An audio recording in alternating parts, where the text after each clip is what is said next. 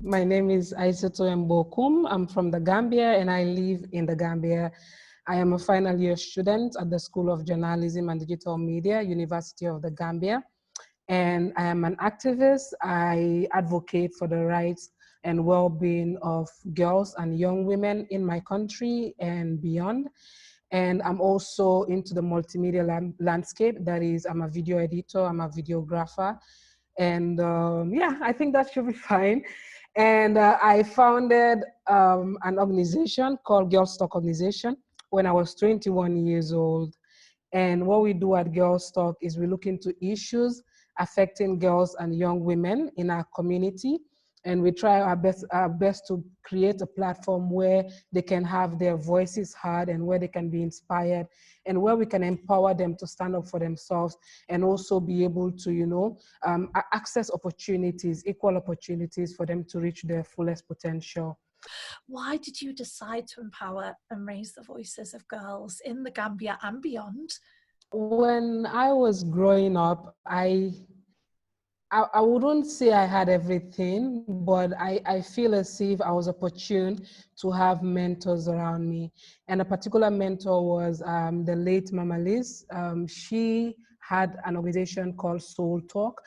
And what she does with Soul Talk is she owns a school where I went to primary school to preschool.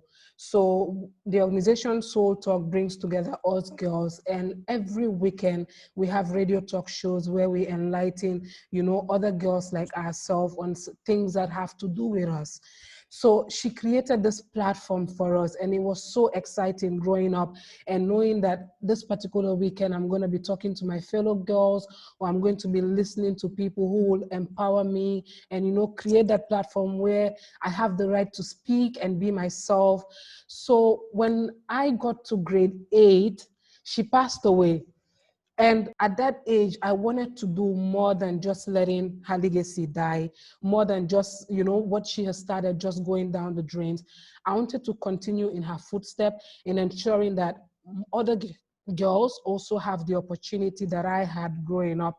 Other girls will be able to speak freely the way they want, and they will be able to, decide for themselves what they feel is best without having a push factor all the time. So in 2018, I was opportune to be selected for the Young African Leadership Initiative, and that's YALI. So I traveled to Nigeria, where I was part of a training of young African leaders, and we were over 100 African leaders who attended the training. And whenever I listen to these people talk about what they're doing in their countries, what is inspiring them, how they want to effect change, I said to myself, I have an idea too, and it's a brilliant one. This can change so many people's life. This can impact the lives of so many girls. Why do I just have to let it be an idea in my head? Why does it have to linger? I think I need to do more than that. And when I got back from Nigeria, I was like, you know what, I'm going to take action. This idea has to come to life. People need to know that there is more. There is more that we can do to ensure that we have a better world, we have better communities, and all of us live happily, So that is when I started Girls Talk. I brought together a few people who I really trusted and I knew would believe in my vision. And these people have really assisted, and Girls Talk started. And whenever I go out on the field, whenever I have so many girls calling me and asking for advices and wanting me to mentor them and telling me how much of an inspiration I am with what I do, I'm like, you know what, I think I'm on the right path. And this is a push factor for me every day. This is why I wake up every day and I'm like, you know what, even though with the many challenges, even though there are so many reasons to give up, but because just one thing that I say or one little thing that I do might just change one person's life, I'm so going to continue. So that has been the inspiration, and that's what I wake up every day to think about, and I'm like, you know what, there is no stop for me. Where do you see yourself in 5 years from now? I've always envisioned what my 5 years will look like. So I hope to either get a master's in gender studies or get a master's in journalism. It depends. I'm still thinking about PhD. I'm not sure I want to like trail on that part yet, but yes, masters for 5 years.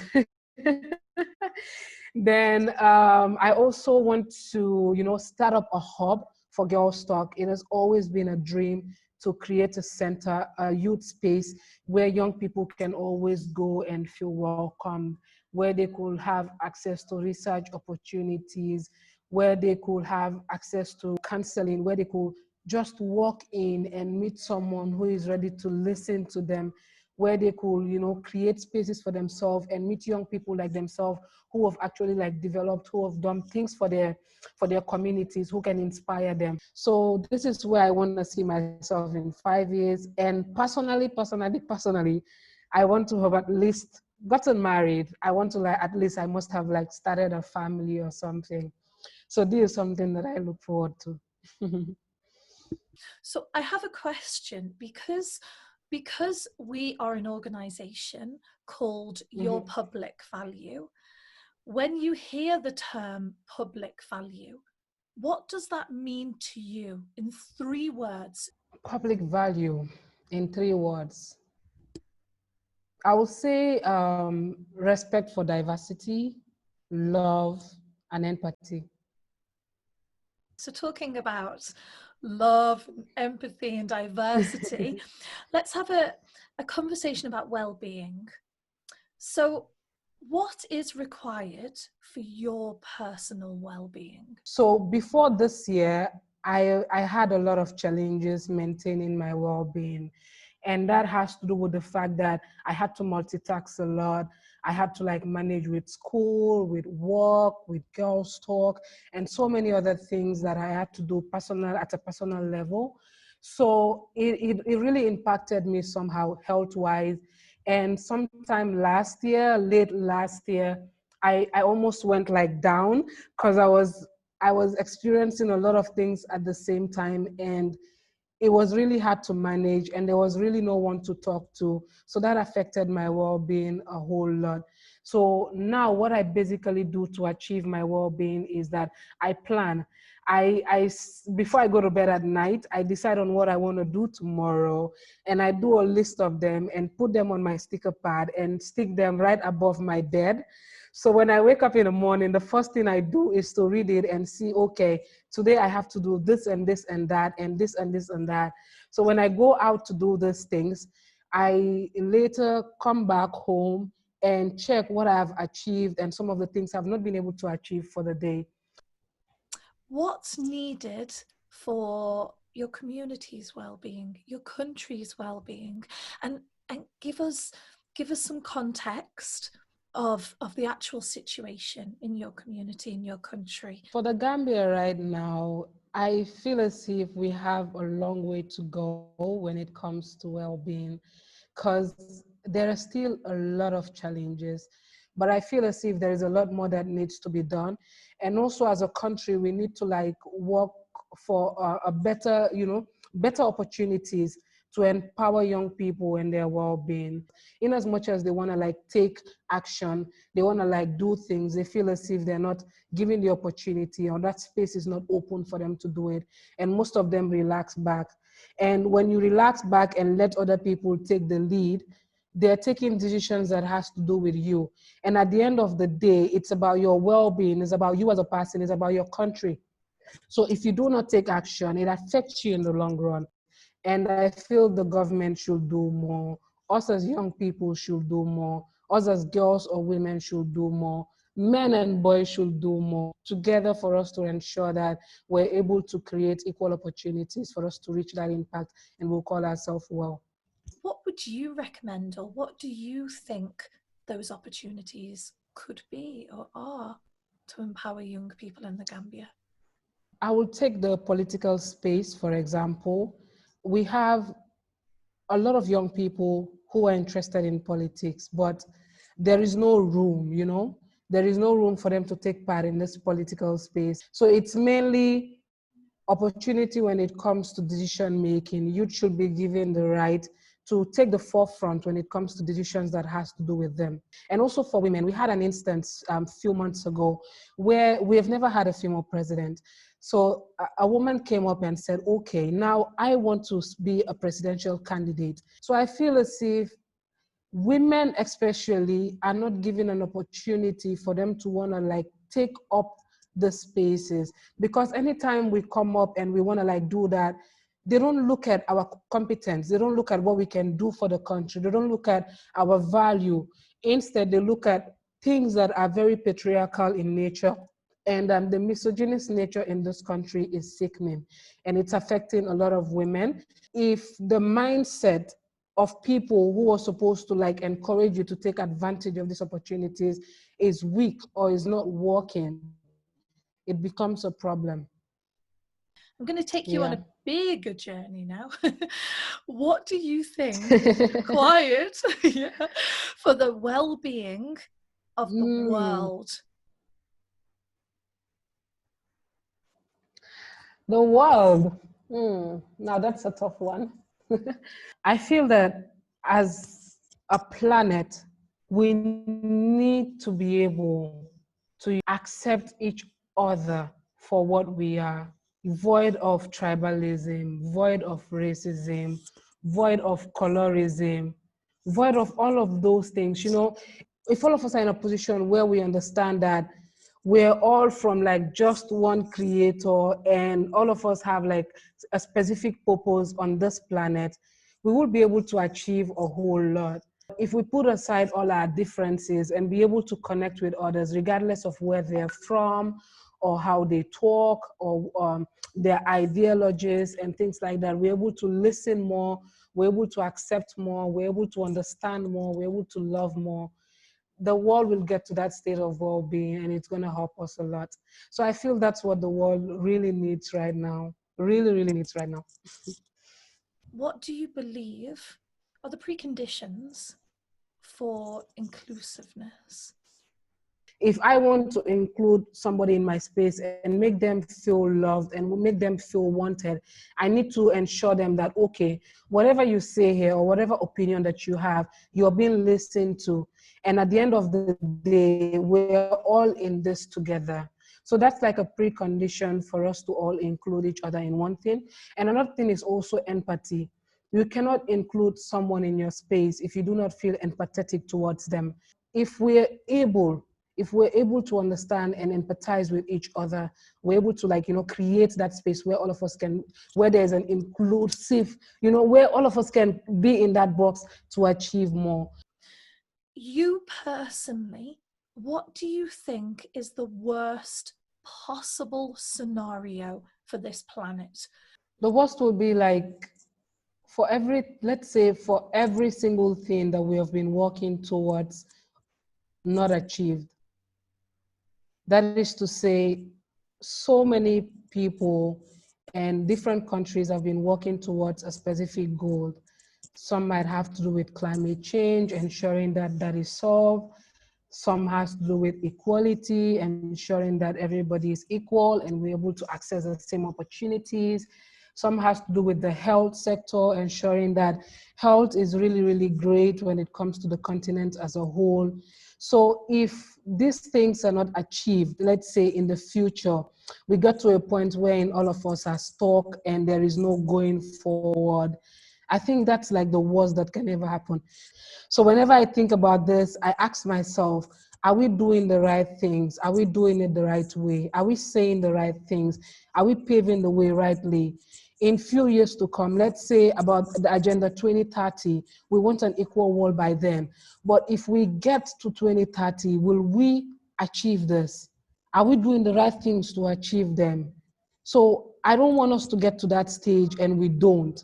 So that would be the worst scenario ever for the continent as a whole or the world as a whole. But with people like you on this planet, I don't think that worst case scenario will happen.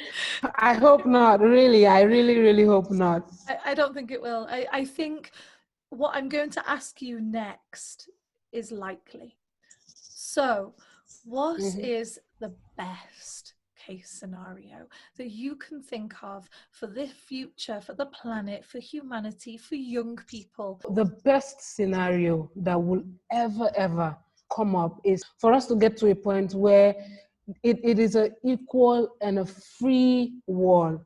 where opportunities are open for everyone to grab, where youth will be able to like take up all these opportunities and make a change in their community, where we will reach a world of gender parity, you know, where men don't have to feel superior and women don't have to feel inferior, where all of our dreams and aspirations will have been achieved, and where we're like, okay, now this is the reason why this world was created, and oh, what a beautiful world it is. So the best case scenario will be that we'll have achieved everything that we need as a planet, and all of us will be able to live as one, love each other for sake of humanity from the bottom of our hearts. That would be the best ever. I wanted to ask you what you personally think is the biggest challenge facing youth today. We still need more empowering. I feel as if youth need more mentors in order to, you know, take up action. Because in as much as the idea is there and we want to make a change, we need to ensure that we have somebody who believes in this vision. And also opportunities also are a challenge for youth because they have so many brilliant ideas, so many beautiful innovative ideas to, you know, change their communities, change their countries as a whole, and in also change the world. But these opportunities are not available. People like us, we have been struggling a whole lot when it comes to, let's say, financial opportunities. We have so many brilliant ideas. We have so many things we want to do. We want to change lives. But sometimes you need the finances to back up those ideas that you have. And another challenge I would say is that as young people, we need to like embrace each other, because we have a lot of young people who feel as if it is a competition. And I just want us to understand that this is not a competition. This is us working together to ensure that we create a better future for our future generation. And at the same time, we take up spaces where our voices are heard and we are able to, you know, come together and work together to enact that change. So these are some of the things as young people we need to put into consideration. And I think when we do that, it's going to take us a long way and it's going to help us achieve our dreams. What do you think is the role of young people in shaping the future of the Gambia and beyond? I feel the role of young people will be to take up more spaces. That is to say, especially when it comes to the political arena. Right now, we have a lot of, you know, older generation folks who are there making decisions on our behalf.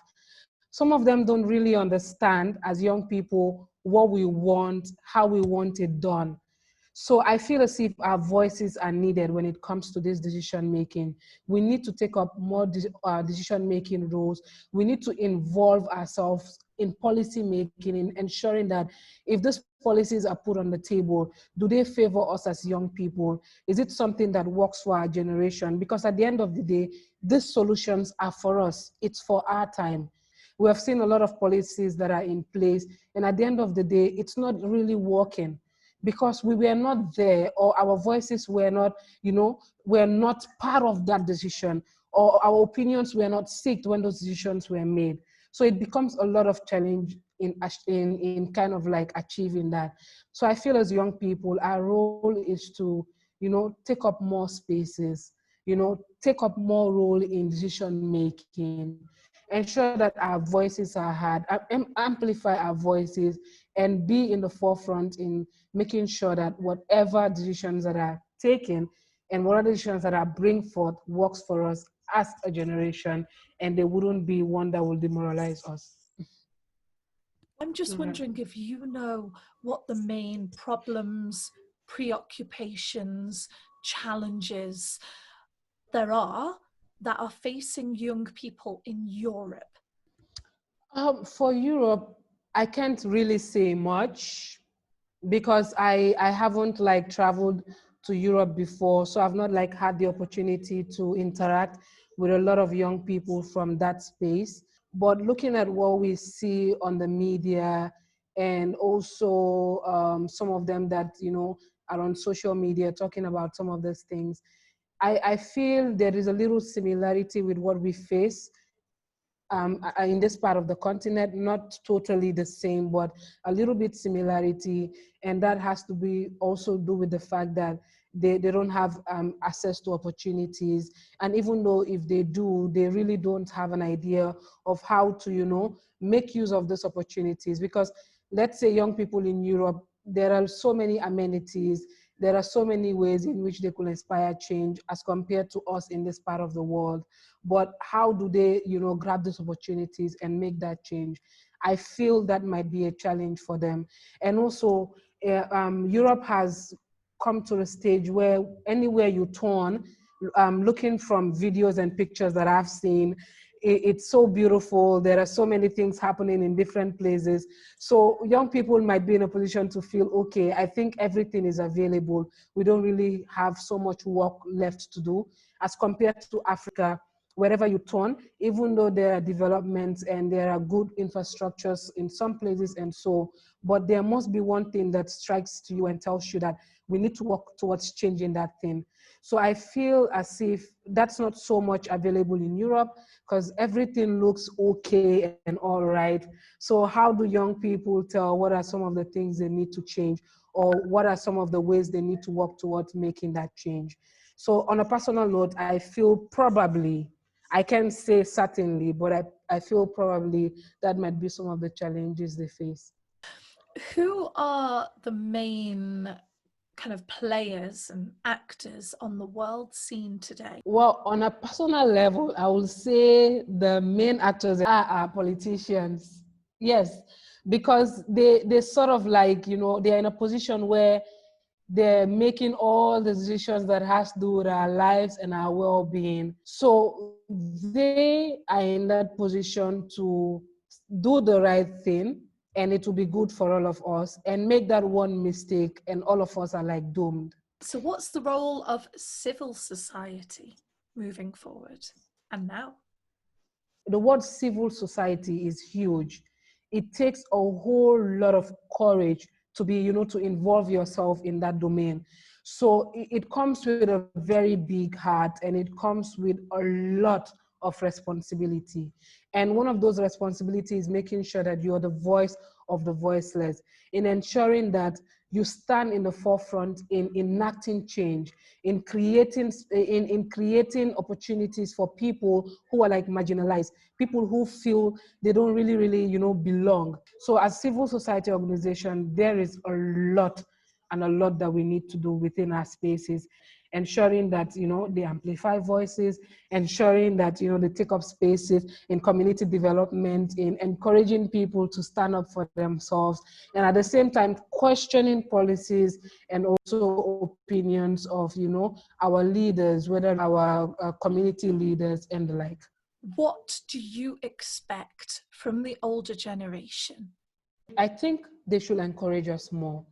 We need more mentorship from the older generation. They need to listen to us more. They need to understand the point we're coming from. They need to understand why this generation is different from their generation. They need to be able to dot the I's and cross the T's and put things together in ensuring that we're all at the same level of understanding, and they need to put themselves in our shoe and see a future for the continent, for us to be able to think together, sit together and put up ideas together to make a change in the world. Actually, some of them really play a key role in what we are today. Like for me, one person I can always go home and talk to about my day, and she will always advise me, and that's my mom. Even no matter how negative, I come and I'm like, you know what, I'm tired. I don't think I can do this anymore. She's always there to tell me, keep pushing. You're doing it for the right reasons and you have come so far. Do not let it go. So she always keeps me going. She plays like a huge role. She encourages me all the time.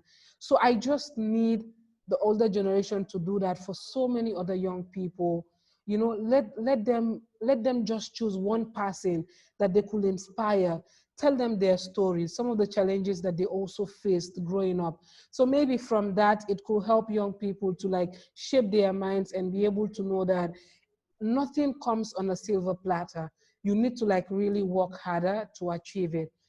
I would love you just a short message for other young people out there who may be struggling on their life's path, who may not know where to go, or they might be having many a challenge. So just a message to inspire and empower other young people out there in the world. Yes. Thank you. So one thing that I always tell young people is with passion, with commitment, with consistency, perseverance, with empathy and a big heart, with hard work, there is nothing we cannot achieve. Nothing comes easy, you know. Even waking up from bed is hard. Sometimes you go to bed and you want to wake up and you're like, oof, I don't think I want to get up today. So everything comes with their own challenges.